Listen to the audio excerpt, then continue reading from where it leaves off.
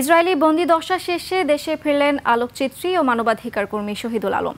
এর আগে ইসরায়েলের কারাগার থেকে মুক্ত হয়ে টার্কিশ এয়ারলাইন্সের একটি ফ্লাইটে তুরস্কের ইস্তাম্বুলে পৌঁছান তিনি। সেখান থেকে স্থানীয় সময় সন্ধ্যা 6টা 45 ঢাকার উদ্দেশ্যে যাত্রা করেন শহীদুল আলম।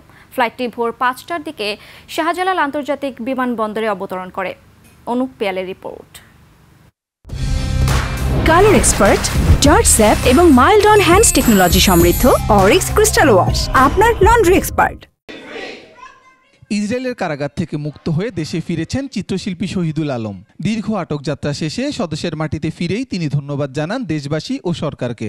আমাদের দেশের সরকার যেভাবে সাড়া দিয়েছেন, আমাকে ওইখানে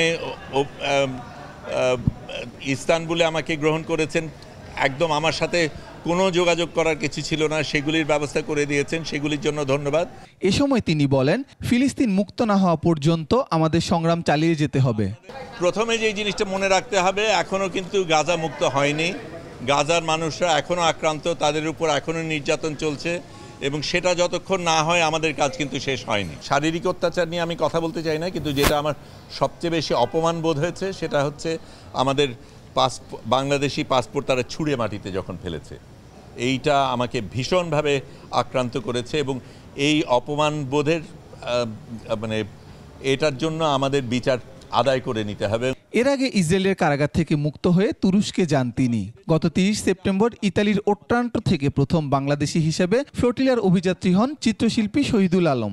28 তারিখ সন্ধ্যার মধ্যে আমাদের ব্রিন্দিসি বোধহয় জায়গাটার নাম, হ্যাঁ ব্রিন্দিসি, ওখানে পৌঁছানো সম্ভব ছিল না এই সময়ের মধ্যে। কাজেই যেটা করি, রোম পর্যন্ত যাই, রোম থেকে আবার রাতের বাস নিয়ে 10.5 ঘন্টা গিয়ে লেচ্চেতে যাই, সেখান থেকে আরেকটা বাস নিয়ে ট্রেন স্টেশনে যাই, ওখান থেকে ট্রেন যাত্রা করে আরেকটা বাস নিয়ে বাকি পথ হেঁটে ওখানে আমি 29 তারিখ সকালে পৌঁছাই।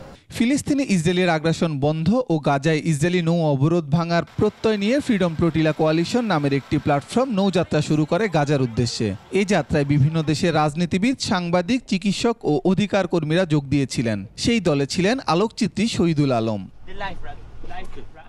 গত 8 অক্টোবর ভোরে ভূমধ্য সাগরে ফ্লোটিলাটি ইসরায়েলি নৌবাহিনীর বাধার মুখে পড়ে। কনসান্স নামক জাহাজ থেকে শহীদুল সহ সবাইকে আটক করে নিয়ে যায় ইসরায়েলি সেনারা।